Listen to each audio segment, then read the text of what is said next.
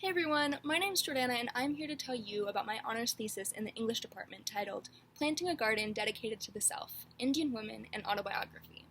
It all started last spring when I was awarded the Buckman Fellowship to study abroad in Hyderabad, India, where I began learning about Hyderabadi Muslim women writers and I was introduced to this text, The Hussaini Alam House by Huma Kidwai. I even got to meet the author.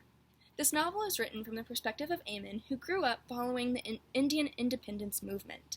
This book is divided into chapters, each named for a significant woman in Amin's life, and she uses her memories of them to help tell her own life story. Although fictional, the Hussaini Alam House really fits the structure and form of the autobiographical genre. I really love how this text focuses on women's stories, and I knew that I wanted to do something with it. As a theater and English double major, I began to wonder how the performance of the self was shifted to fit a novel instead of an autobiography. That's when I was introduced to this text, The Last Maharani of Gwalior, by Vijaya Raje Scindia I. In this text, Scindia recounts her life growing up in central India in an affluent family, going to college, and eventually pursuing a career in politics. After a lot of research, I finally came to the conclusion that by comparing these texts, I aim to critique the value and structure of the autobiographical genre as we understand it in the West. Both Scindia and Kidwai, in different ways, refuse the concept of a unified and fixed self.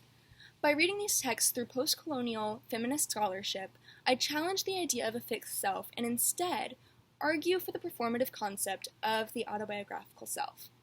Basically what I'm saying is that these texts introduce new ways to think about the self. They challenge the Western notion that identity is fixed, and they ask us to consider the idea of the self as performance. This way of thinking about identity accounts for different audiences, communal aspects of identity, and so much more. It's much less restrictive and provides marginalized communities a way through which to write about the self. In my larger metaphor, the current autobiographical genre is an outlet through which white heterosexual men can construct a monument. This production of an autobiography is similar to the production of a marble statue. It presents their ideal image sculpted perfectly by their own hands and allows others to stare and marvel at their greatness. Women are not granted that same privilege. Instead, when women write about the self, they push against cultural traditions and make space for themselves. Instead of erecting a statue, they plant a garden where other women can walk alongside them. That's kind of the quick pitch of my English thesis, my English honors thesis, and I hope that you consider pursuing an honors thesis as well. I had a really great time doing this, and I would recommend it to anyone studying at Rhodes College. Thank you guys.